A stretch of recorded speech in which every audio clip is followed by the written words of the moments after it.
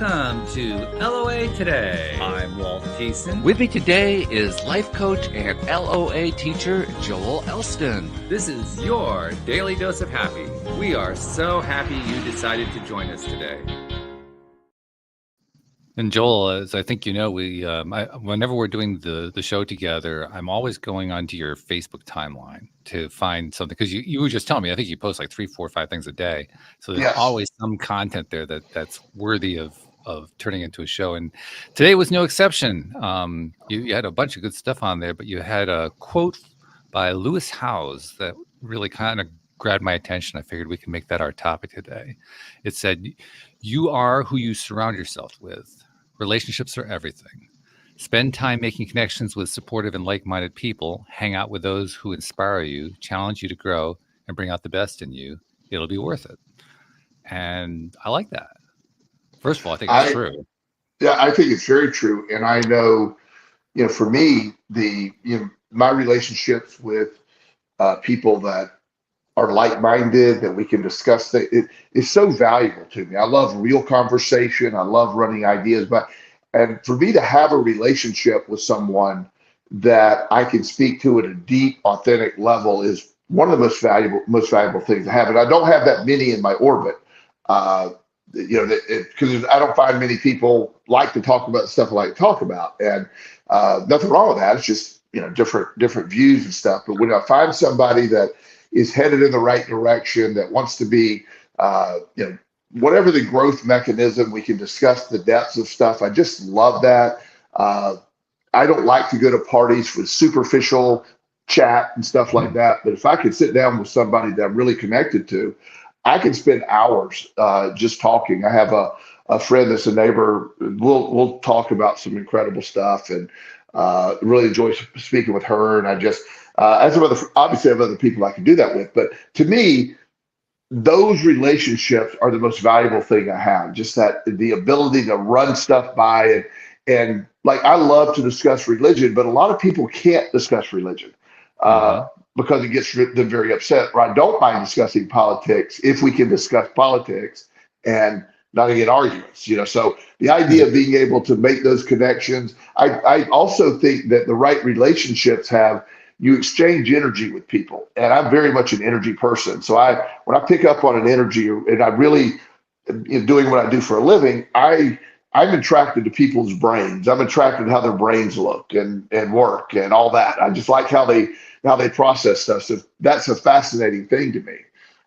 So I think relationships are fundamental for my growth. I'm always looking for those like-minded people. You and I have always we don't agree with everything, a few real obvious topics like baseball and ridiculous stuff you do. But for the most part, we agree, and it can have some really good discussions. And even if we disagree with each other, it's still a really good discussion. Oh, absolutely. Yeah. Well, I mean, like you said, we don't want to get into fights or anything like that. So we don't get disagreeable. We might disagree on something, then we'll laugh about it 3 seconds later. I mean, it's not a big deal. Yeah. Yes, exactly.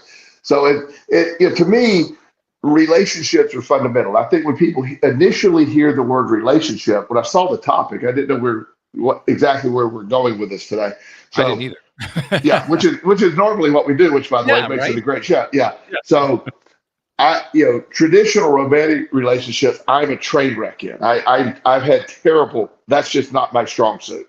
I've always ended up with the wrong person. That's just wrong. So that to me has been sort of elusive, where finding people that I'm really just really close to and connect to. And I'm always scared to get into romantic relationship, because I'm fearful I would lose that really good connection, if that makes any sense. It does. Yeah. Yeah. I get what you're saying. I'm also reminded of something that my other good friend, Cindy Chavez, former co-host on the show, once said, and she actually said it a few times, but it really stuck with me, which is that we don't just have relationships with people. We have relationships with everything in our lives. Sure. We kind of skip that part, but we have relationships with our computers, with our handheld devices. We have relationships with bridges and automobiles, and we have relationships with vacations, and we have relationships with outer space. We have you can see it; it's behind me. We have relationships everywhere. Yeah. And all those relationships are energetic. All of them are vibrational. that thought alone, I think probably had more impact on me in the 11 years I've done this show than anything, because it helped me to make the shift away from the old mindset that I had, which is that most of the universe is just static and dead. Because I now believe everything's, I mean, Totally. it's a dramatic shift that Yes. that idea. And once I adopted that idea, I mean, there are still times when I'm kind of acting like, stuff is dead. Stuff is just, it's just stuff. It doesn't do anything. It doesn't have any energy. I do that as frequently as anybody else, I think. But then there are times when I sit and I realize, my God, that chair I'm looking at over here actually is energetic. And it kind of blows my mind. Absolutely, completely agree. And relationships to me is I look at it as similar to what you're talking about. Energy connection. When I connect with somebody on an energetic level, when we have matching energies, that is rare and incredible.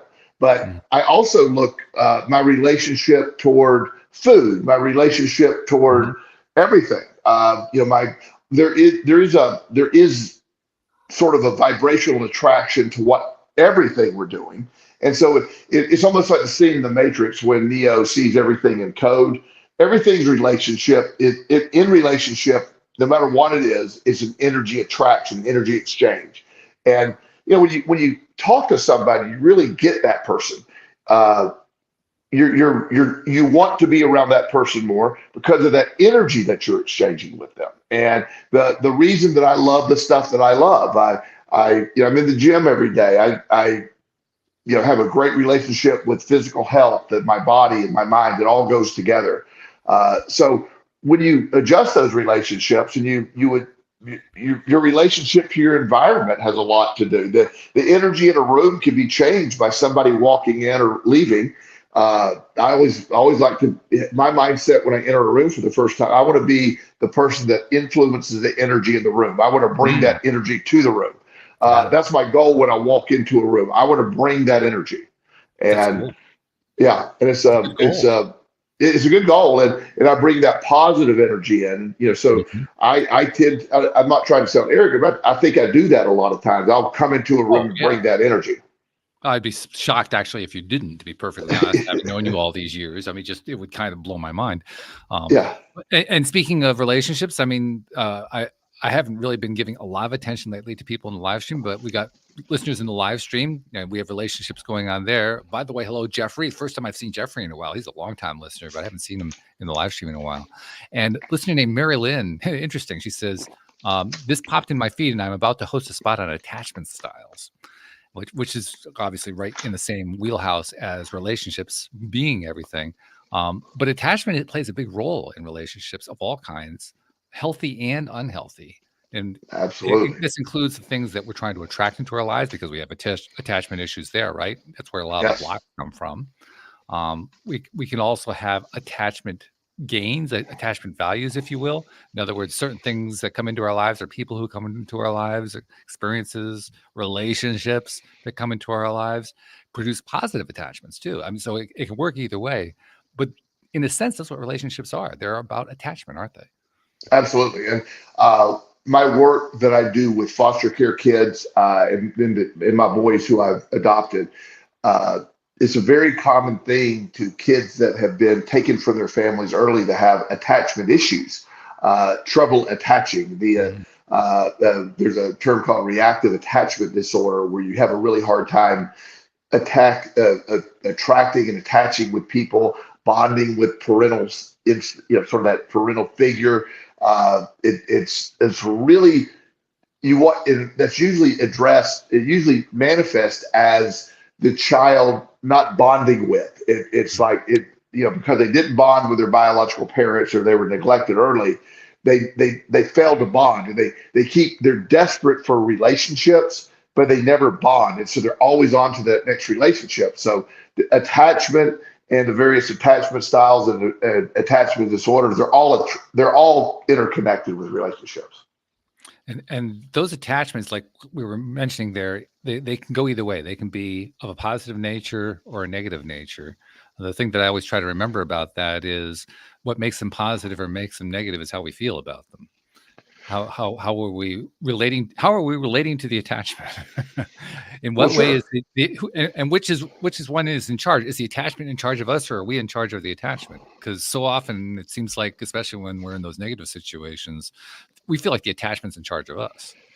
Well, when you originally, for the most part, now this is not necessarily psychology 101 here, but when you hear the word attachment, there is almost always describing a situation that's perceived as negative. It's attachment.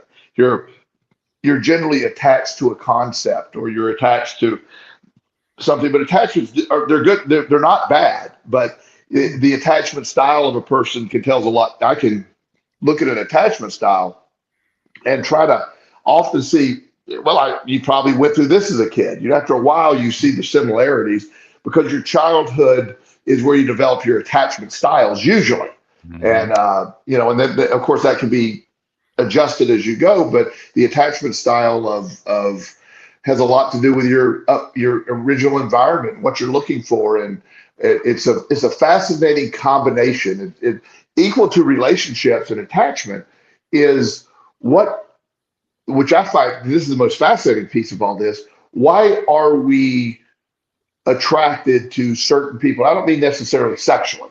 That's pretty obvious sometimes, but I'm talking about why are we attracted to certain personalities? And that's the thing that baffles me is I will just start talking to you, and I just immediately am drawn to an energy, and I'm just fascinated by. I can't ever quantify it entirely. In other people that are truly trying to attach and talk to me and stuff like that doesn't mean I can't chat with them, but I don't feel that connection the way I do with Sam. Well, I think it's fair to say that when we are experiencing any kind of an attachment, what we're really saying is, I resonate to that. Yes. I feel that. I feel Yes. that on almost a submolecular level, Right. a pure energetic level. Yes. And at that level, it usually feels either good or bad. That's the way it is with most things. But we either associate as something that feels good or something that feels uncomfortable or bad, or something in that range. The stuff that feels uncomfortable or bad, that's where we have the negative experiences, the negative kinds of attachments, the kind you were talking about that come out of childhood and so forth. That's where Mary Lynn makes reference in her comment to anxiety attachment, anxious attachment. That's an example of that kind of a thing. But we also have positive attachments. I mean, God forbid you have a thing of, you're attached to football. I have no idea why, but you are. Yeah. And that attachment is a good one because it's fun. It's something you enjoy, you look forward to. So that's why I say it really comes down to, how do you feel about the attachment?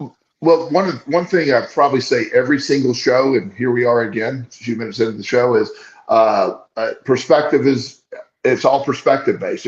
Because attachments can go from good to bad as well. I mean, attachments can be valuable and then not. Early in addictive behavior, there's an addictive attachment style. These are my terms, where you something is sort of, starts off, I really enjoy doing this, I'm going to do this a lot, and then you get very attached to the concept, and then eventually it's not serving you anymore, and then it's really hard to let go of the attachment of that. Equal to in addiction, I've always broken it down to, you have the physical addiction to the substance or behavior.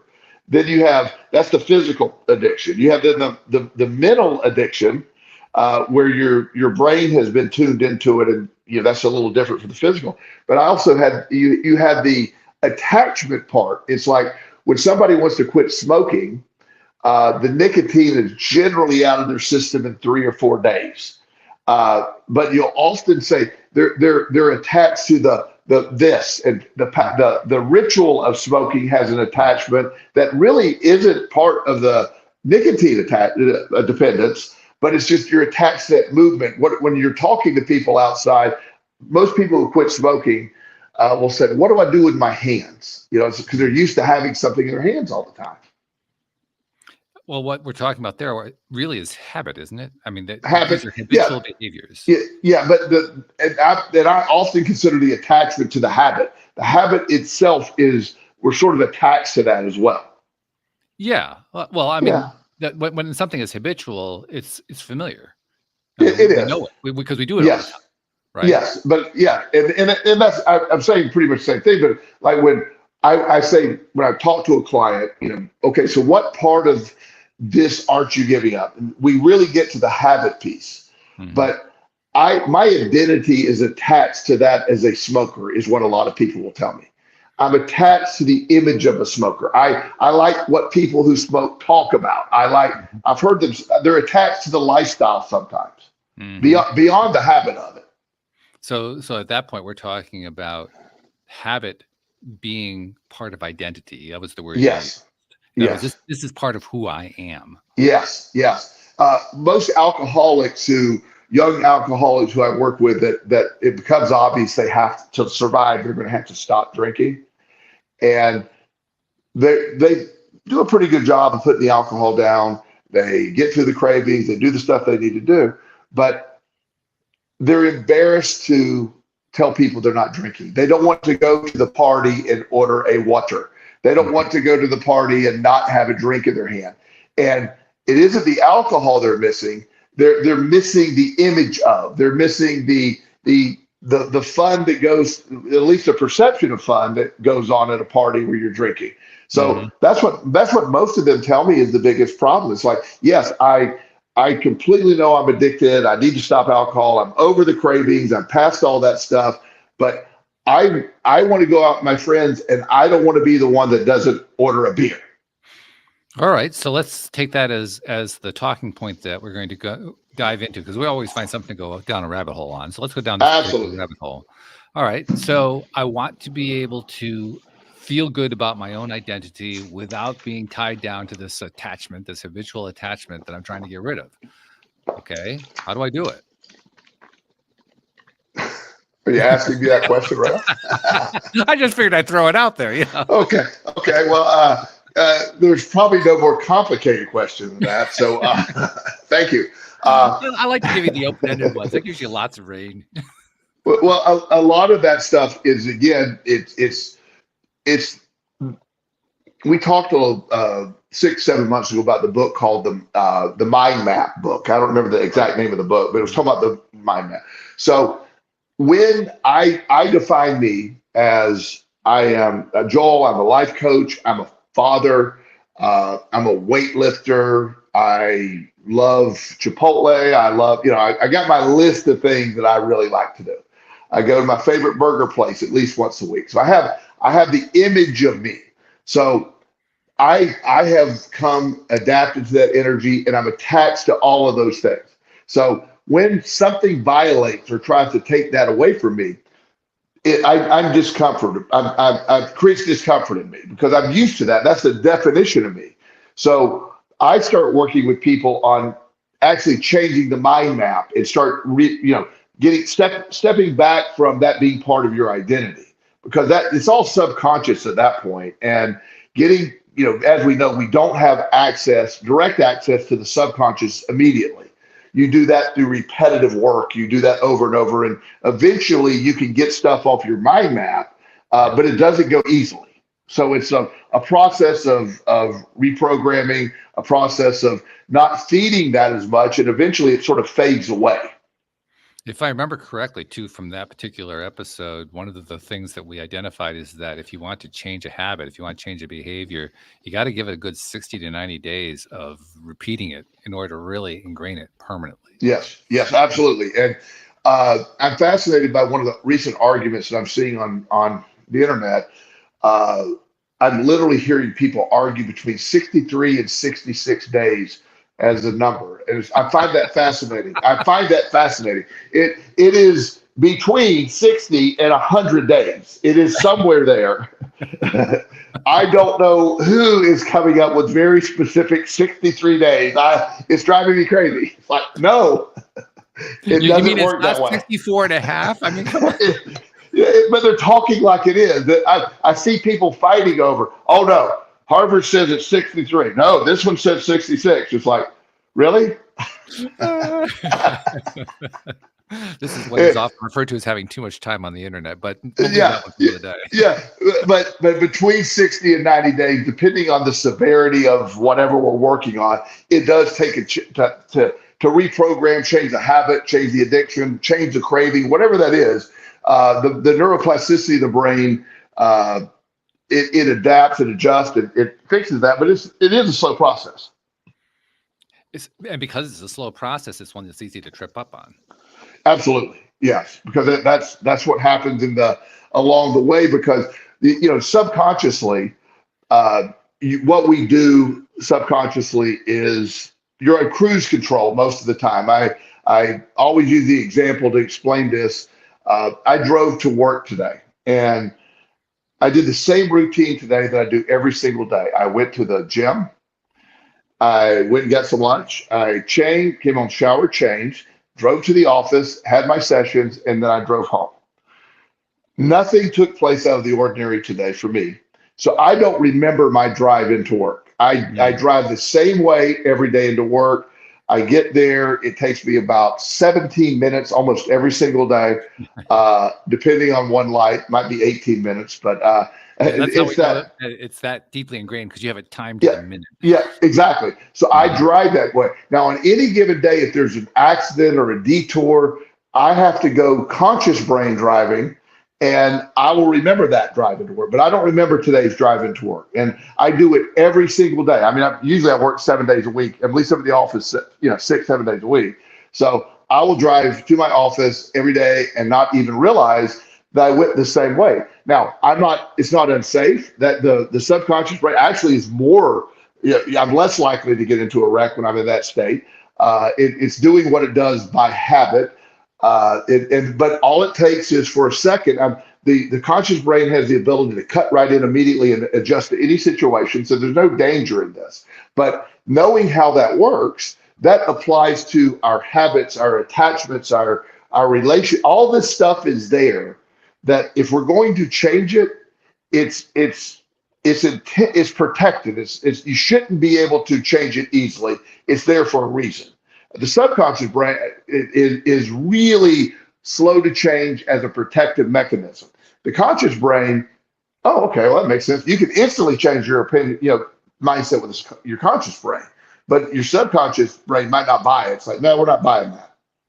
But it's not surprising because our conscious brain is not really good at maintaining attention. We have short attention disorder of all kinds. Well, especially my brain of all brains. Woo! But it's true. I mean, anybody who's ever tried to sit down for 10 minutes to do X, I don't care what the X is, it's really hard to just stay focused on it without having anything else distract you away from it or whatever. I mean, there are certain activities that are habitual, and there's where the habit comes in again, that we find that to be easy to repeat. But if it's conscious attention, my goodness, that could be just mind-blowing difficult. Yes, especially if it's something that's boring. Especially then. Yeah, seriously. Yeah. Oh, I had to take a CPR class for some ridiculous reason. I don't know why I had to take it. But to renew my something or another, I had to take a CPR class. So I was expecting the good old fashioned guy that was going to go, let's run through this real quick. We'll recertify you. But I got a young person who is like really militant about CPR. So I had to do the entire thing. Oh, yeah. And I'm trying to keep a good attitude, but I have to. You're doing all the steps, and the young lady that was conducting it, I wasn't being disruptive, but you could tell she's like, Mr. Elston, are you paying attention? And I go, not really. Not really. I will not lie to you. I am not. You lost me 3 hours ago. Yeah. I said, I am here because I don't know why really, but I'm here. So I'm going to pass your test, but I am not paying much attention. I'm actually playing on my phone. I'm just letting you know. Well, you were honest about it. That was cool. Yeah. She didn't want to say that, but I wasn't talking. I wasn't disrupting anybody, but it was clear I wasn't paying. And I passed the test. So of course you did. Yeah. So that was good. But attention on something that is not my thing is. But if it's in my brain, if it's something I'm really into, I could go for hours on the attention. But I think this is ultimately where we're pointing to what the problem is, though, because yes, exactly. Earlier we were talking about the person who is getting over, say, an alcohol addiction, and they find that they're faced with this is part of my identity, and that part is so habitually built in, they don't know how to shift it. And if they do Yes. try to apply their conscious mind for the reasons we're just describing, they have a hard time maintaining that for a long enough period of time to start ingraining it the other way. That's where the real Right. challenge is. Absolutely. And that's, like our listener was talking about, when any of these things, that how our brain works, like she mentioned anxiety, the habit of anxiety, the way the brain works with anxiety is very similar to attention as well. That you don't Anxiety can creep in out of nowhere for no reason. Nothing changed, but anxiety can be there. And depending if you have an anxious, sort of that subconscious anxious personality, that anxious uh, disorder, anxiety disorder, whatever you have, anxiety is one that's similar to me, that just sort of just, it's there. Uh, it has such an effect. It can be so debilitating, but yet it is, even when I have no reason to be anxious about this at all, somehow your brain's convincing you there's still a threat, and the anxiety response. Anxiety is very perplexing to me. So that means that somehow we have to find some way to reprogram that through alternative taping. I'm trying to find the right adjective to describe Yeah. it. And alternatively recording in our nervous system such that when we're dealing with stuff, the anxiety tape is playing and another tape is playing in its place. But Right. that's where the challenge is. How do we maintain enough focus on the non-anxious state in order to erase the anxiety? Well, I generally find when I'm working with people in that particular set is, first of all, keeping busy, keeping your mind busy, doing this other. If you're sitting around thinking and you have an anxiety disorder, that is a really bad combination. Mhm. Keeping busy, keeping focused, action is the antidote to anxiety often. Taking some type of action instead of worrying about what am I going to do? Well, how's this going to work out? I need to take some action. And like I've said many times in this show, sometimes the action might be get up and wash your dishes. But some action is going to begin the process of quelling the anxiety. But the ironic thing, or the sad thing, is deep anxiety actually debilitates you and convinces you don't get up and do anything. Just sit here and wallow in this high vibrational or really low vibrational, that's really stressed out mindset, and worry about what's going to happen next. Yeah, that's true. But it's a good tip, though, the idea that by distracting the mind, because that's what the point of the action is in this particular Yes. context, by Yes. distracting the mind, you at least give yourself a fighting chance. Yes. Yes. It's when you're doing the focus on, oh, I feel so anxious, you're just stuck in that rut. You're not going anywhere. Yeah. Yeah. One of my young clients, I've always challenged my young clients. I tell them strategies and techniques, but I always encourage them to come up with their own version. You know what I'm saying? Sure. I want them to be able to say, here's what I did. So, there's various distracting techniques. There's breathing techniques. There's counting techniques. There's a million things out there. There's emotional freedom technique. There's tapping. There's a lot of different effective things, especially a lot of these the effectiveness depends on how you believe they're effective or not. So this one young man, we talked about all the various things. We tried a bit.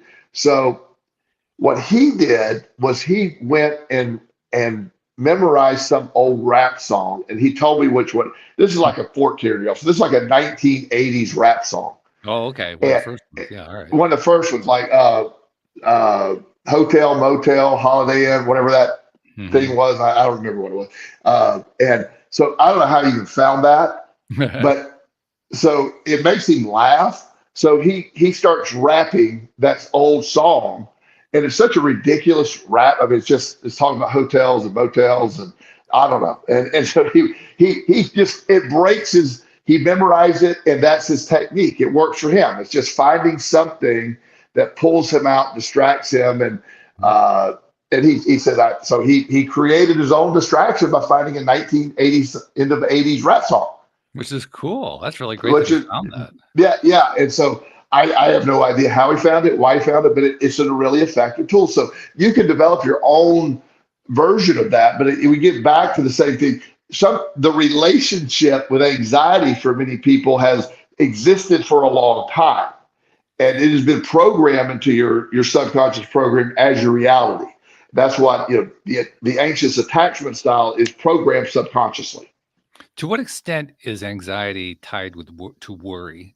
And the reason I ask that question is I have an opinion about worry. I'm not sure that everybody agrees with it. I think probably most people to some degree disagree with it.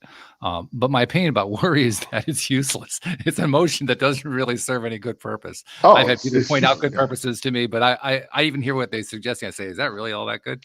But my point is that a lot of anxiety seems to have a worry type element to it. In other words, it seems to not actually serve a purpose. And I completely agree. What is the purpose? Well, you got to look at the originating purpose of why we have anxiety as a tool. The originating purpose back in the caveman days, I often use that phrase. I don't even really know what that was, but a long time ago. So, there's obvious reason to be scared. Anxiety served a purpose. I need to be super cautious. Anxiety kept you alive. I need to worry about there's some. In my disclaimer, I know there were no dinosaurs when man were here, but in my world they are. So, so I can't leave the cave because there's a Tyrannosaurus Rex out there at the water hole. You know what I'm saying? Can't do that. Mm-hmm. But eventually, you got to leave the cave. So the anxiety is listening. When you're super anxious, you're on high alert. You'll hear every little sound. Your smell increases. Your digestive process stops. Your body is prepared for fight or flight. It's ready to roll. That's what anxiety is. That's what it's intended for, to run for the Tyrannosaurus Rex. That's what it was really. Know that it does have at least some purpose. I mean, I don't remember the last time T-Rex actually came past me, but it's something that's good, Yeah. And if you want to dispute my historical timeline, just reach out to Walt at loatoday.net and discuss it with him. But the idea that it's joelelson.com, but but the truth is, what happens now, today's world, that same gene that same instinct of anxiety, it exists just as strongly, but yet we get ramped up and we do that. So the body's once again prepared for fight or flight, it's ready to go. But now all we can do is feed it more worry. So you sit there and think about, wow, this feels terrible. And worry does feel necessary. It feels necessary. It has no value whatsoever. It just, especially when you apply the law of attraction to the concept of worry is like praying for what you don't want. Yes. Is literally what that is. So worry, for people who don't believe in law of attraction, worry is minimally useless. For people who do believe in law of attraction, and law of attraction doesn't really care if you believe it or not, worry invites what you don't want. That is what makes it so sad. If you're worried all the time, you're inviting more things to be worried about, and that's how you get exacerbated and stuck in the concept of that's where anxiety and panic attacks come in. That's where it gets out of control.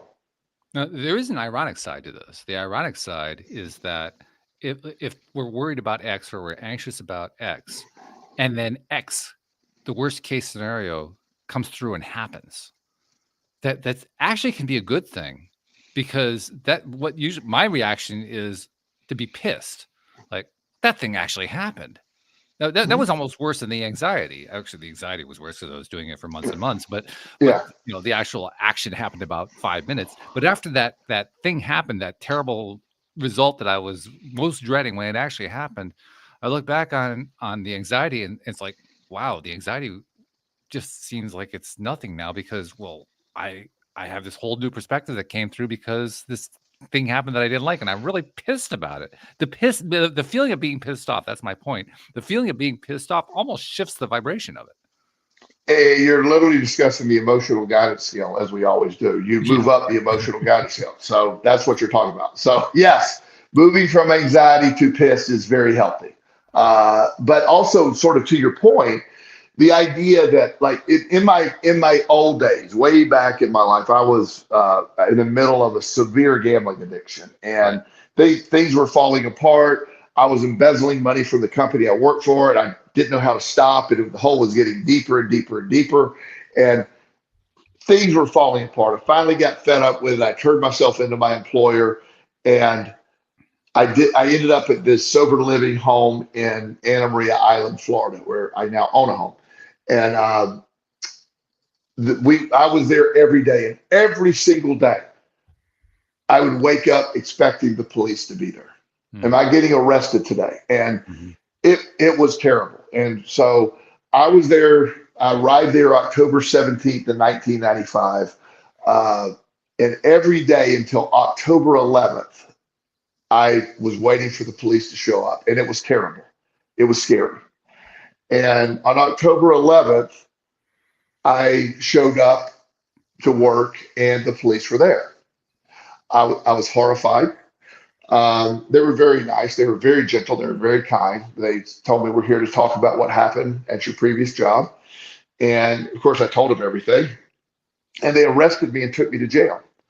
So all that time, every day, worst case scenario, if I ever get arrested, I don't know if I'll survive it. Once I was arrested, I was taken to Hillsborough County Jail in Tampa on Orient Road, for my listeners that know the area. It's a nice, very nice jail. And I was booked. There was a lot of people there. It was sort of a scary environment. But once I was put into the cell, they put you there and they shut the door.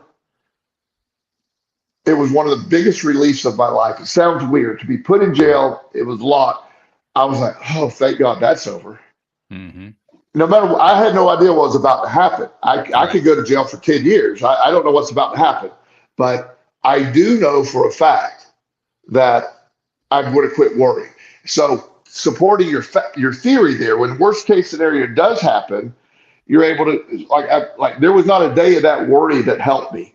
But when I was finally arrested, it was not near the bad event I thought it would be. Jail was exceptionally boring, but it was not dangerous. I also, in the food, I cannot describe how ungodly bad the food was. I lost 30 pounds in 30 days. So yeah. So that was, I was eating some Jell-O that was pretty tasty, and some bread, Jell-O and bread. That was pretty much all I could eat. So it was not high quality food. 0 stars. I give it 0 stars. So yeah, it was not good. But again, safe. I survived it. But all that worry didn't do any good. So does that make sense? Well, there was sort of an emotional release that happened. Absolutely. When you finally said, "Thank God," that was an emotional release that happened. Yeah. There's still a lot that was going to happen, because on that first day, I didn't know if I was going to prison for 5 years.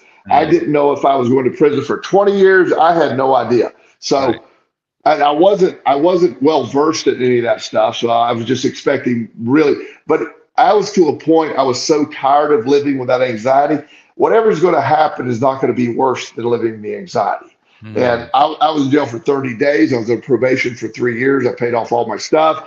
Eventually got it. It was a turning point. Jail was a turning point. It's when I was reborn. It was when everything changed for a very positive. In the long run, jail wasn't positive, but the result of jail was very positive. So the anxiety was, the worry was just, if I would have known it had been that easy, I'd have just hopped right onto the jail quicker if I could have. Let's just get this done. Yeah. Mm-hmm. Well, it also raises an interesting point in that you mentioned earlier, you talked about the importance of taking action. You took action. You said, okay, Yes.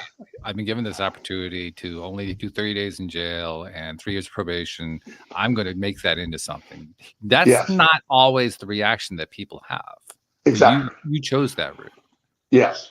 And the depth of the hole that I was in wasn't, once I was done with jail, I was a convicted felon.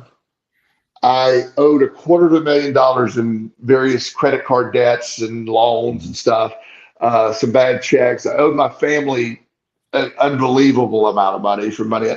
I was at such a deficit, and I was a convicted felon, and all I could do was, I had no idea what to do, because you couldn't get a job. I couldn't get a job. So I ended up getting these odd jobs, waiting tables. I eventually got into the field of counseling with the place that I was staying at, the sober living home. Eventually got here. the chain of events that led all that to happen are something that seemed absolutely impossible. Mm. But the reason that I share that is we, we during the anxiety piece, I could never imagine having the life that I have now. I was like, my life's over. I will never, if and I'm terrible. I'm not good at with my hands. I'm not good at like a trade or anything. I had no clue how I was going to support myself or what was going to, and but yet I was able to somehow manage to do that. And, eventually everybody got paid back, paid off my fines, paid off restitution. I paid my family, have an incredible life now. It's just such a different thing.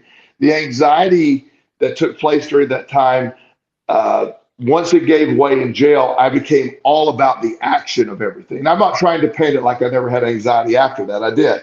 But Sure. I kept action. A bias toward action was my everyday effort. So what's the difference between you and what you did, even though you, like you said, you were anxious at times, you still had to deal with that kind of thing. It was not a clear sailing path to victory. But what's the difference between what you did, where you at least took some steps, and the person who doesn't take steps? Why did you take steps, and why is it that the other guy doesn't? That's not easy. I mean, obviously it's a very clear delineation the way I'm describing it, but it's not all that clear in the way it plays out in reality. It's often pretty subtle. It really is. I don't know the difference, to be honest with you. I don't know what was in me. I grew up in craziness. I grew up with addiction all around me, mental illness around me.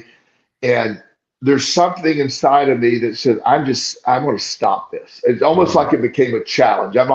I've watched generations of my family just screw it up. My biological father killed himself. My biological grandfather killed himself. Just crazy stuff I saw as a kid.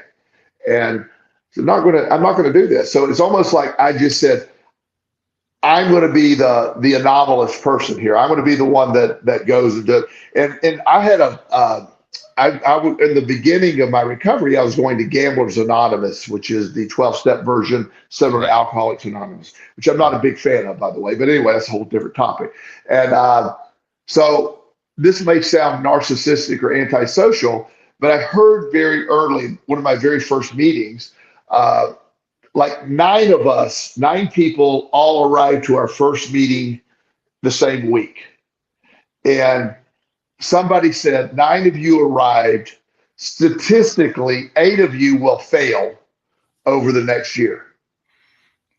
And so I said, well, I'm sorry, guys.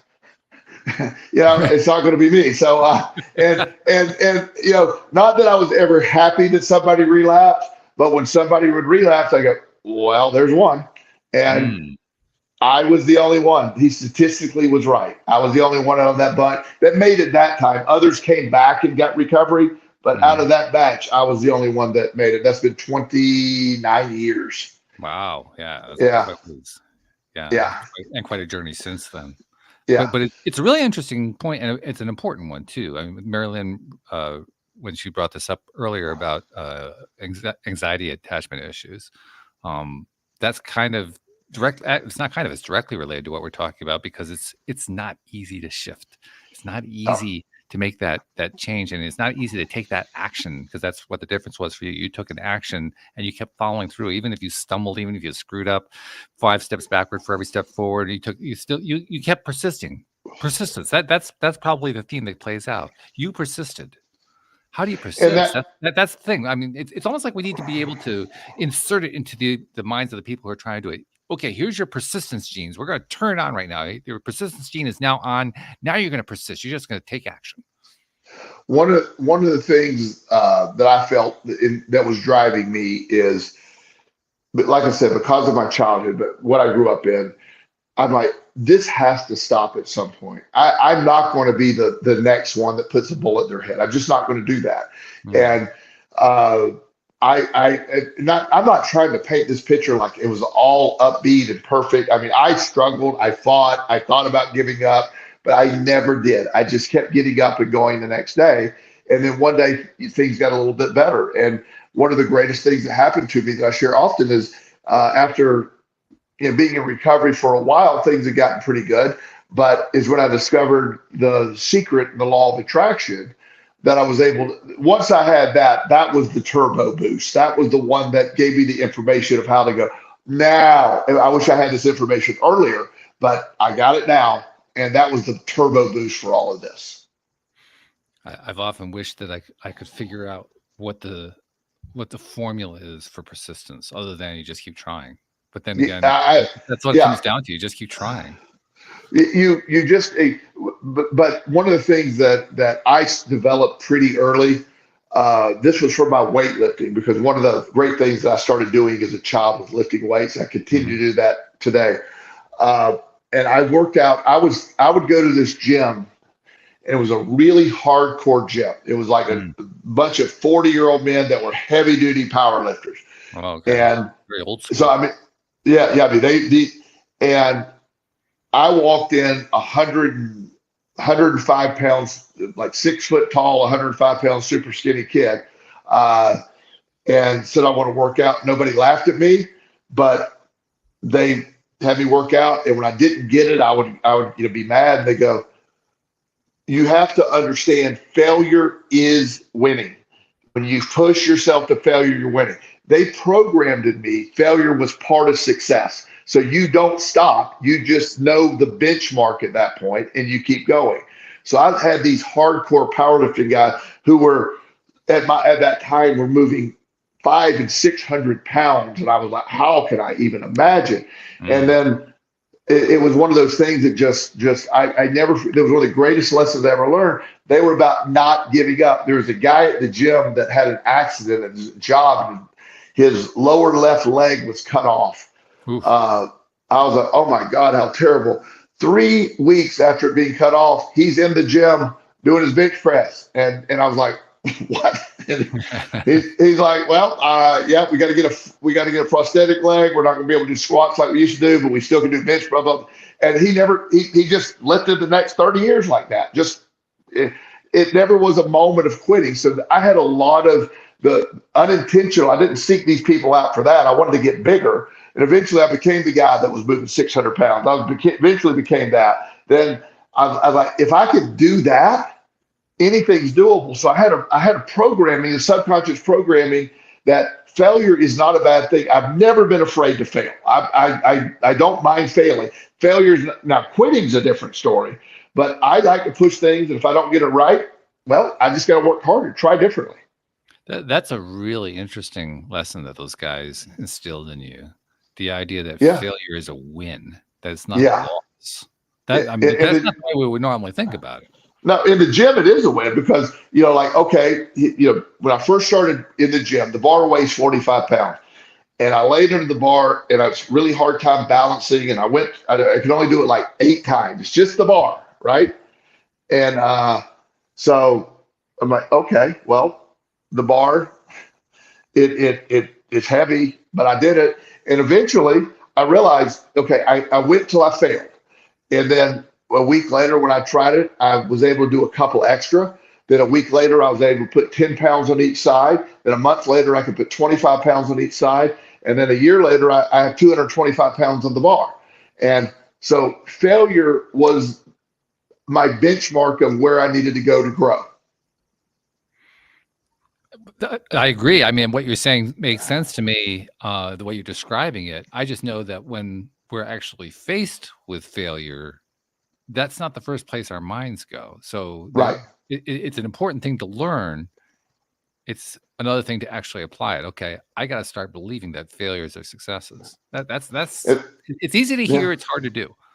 Those guys that again, I believe none of that's a mistake. I believe the need to go get bigger and stronger because I was this skinny little kid was I didn't know the life lesson that was going to bring. I didn't know that what this was going to teach me. These are not philosophical geniuses that I'm dealing with, to be honest with you. I love these guys, but these are men that spend their entire life, their whole social life is built around lifting weights. Yeah. They work out, they eat well, they compete in powerlifting contests, and they repeat it until they die. Mm-hmm. And I that was my peer group. I was 20 years younger than anybody in the gym, mostly. And they were very kind. They never yelled. They never made fun of me. But they said, look, if you're going to whine about failing, you got to go find another gym. We all fail. We all come in here. We all could barely do that bar the first day. We all have that in common. And you have to accept that weightlifting or powerlifting, you're going to, if you don't fail every day, you're not going to get better. So I think perhaps you just identified rather quickly one of the key ways to continue to accept failure and to buy into the idea of failure. I Yeah. don't remember exactly how you said it, but the gist of it was that when you fail, you grow, and just by I don't remember exactly how you said it, but just by going through that step by step process, you you grow. I don't know how else to. There's no way to say that. You just grow from it. But also, we have touched on this in a previous podcast. One of my most fascinating things recently is after failure, after a perceived failure, whether you're an athlete, usually it's measured with athletes, but it could be in anything, it could be academics.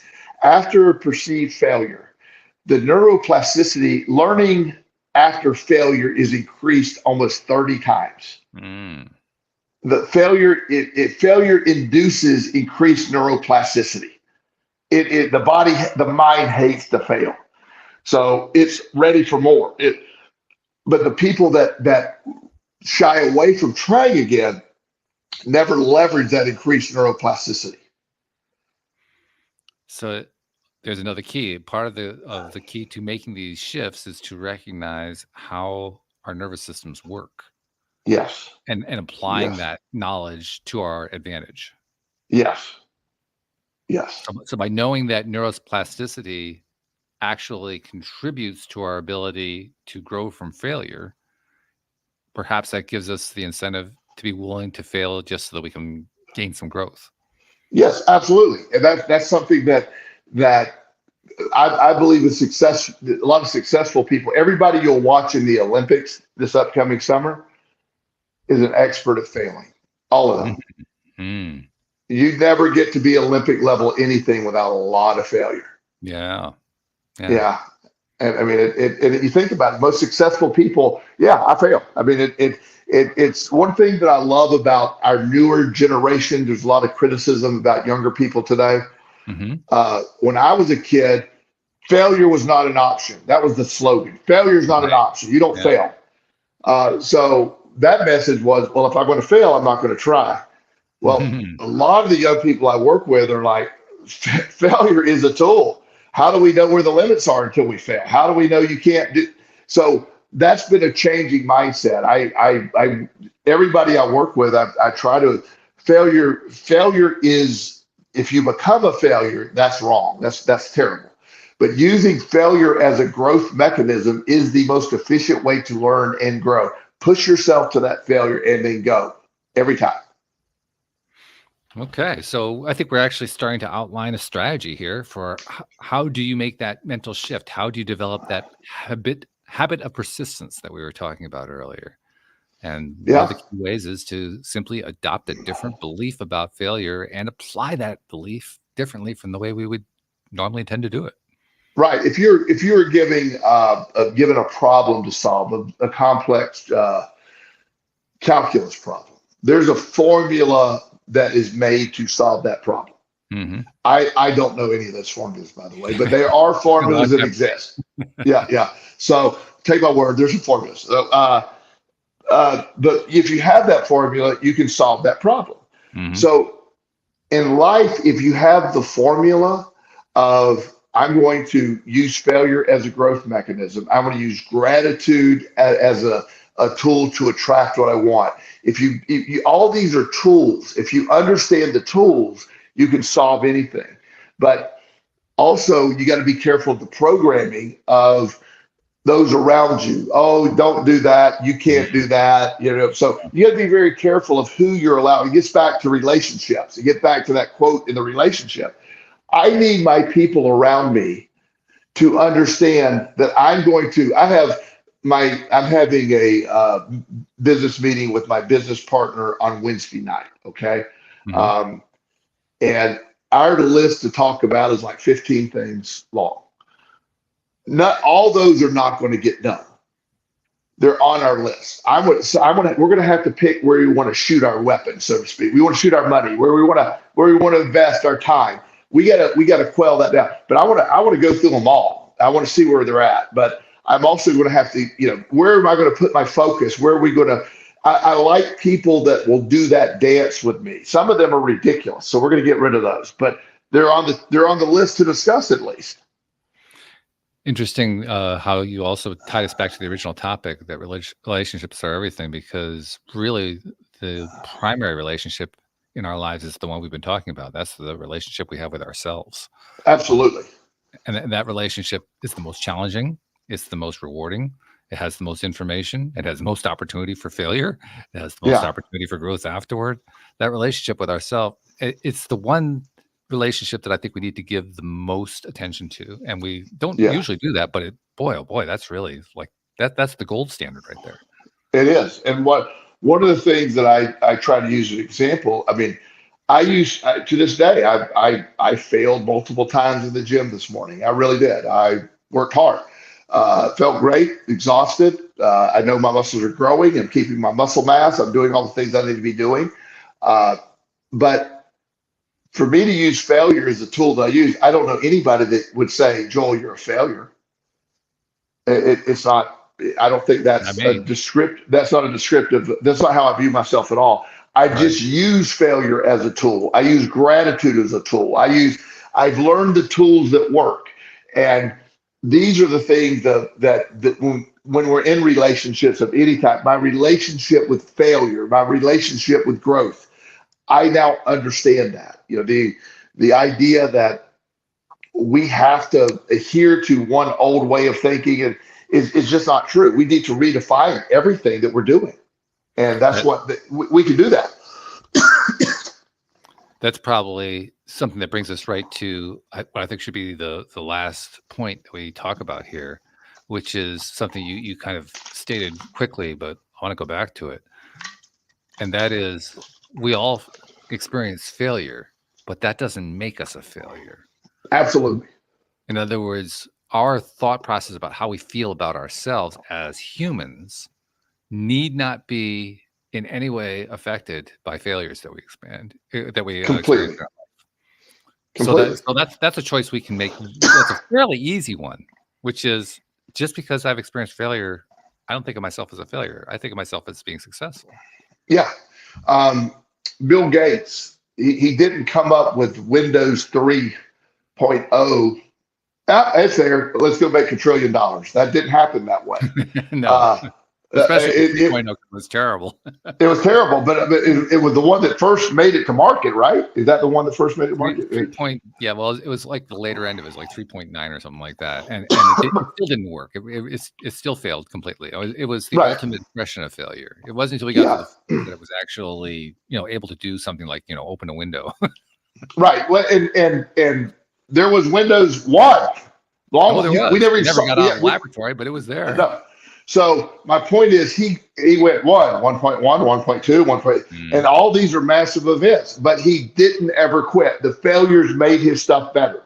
And that's an amazing thing when you look at it that way. Everybody that I know that is wildly successful has become very comfortable with failing in the process. You almost get good at it, really. Yeah. You get good at failing. Yeah, you get good at accepting it as a tool. You're never giving into it. A lot of people will say, "Well, you can't accept failure as or you'll become a failure." They're not related. Failure is a growth mechanism. You can be a failure, and you can fail at life and not keep trying. Then that's a terrible thing. But everything's perspective based. There's nothing more powerful than not giving up. The persistence of everything. Success comes to those that don't give up. Period. Wait, that's the phrase to end the conversation on. Success comes to those who don't give up. Absolutely. Love it. All right. Well, my friend, as usual, we hit the ball out of the park. I got a baseball analogy in there. That's so sad. That's so sad. Yeah. Well, I'll tell you what. I'll hit out of the park. You can throw for the touchdown. How's that? Okay. That works a little better. Yeah. That does. No, seriously, this is good. Really, really good. Yeah. And I hope people I get love some it. Love value it. out of it. So thank you very much. Thank you, podcast listeners everywhere. We'll see you all next time here on Elevate Today. Goodbye, everybody.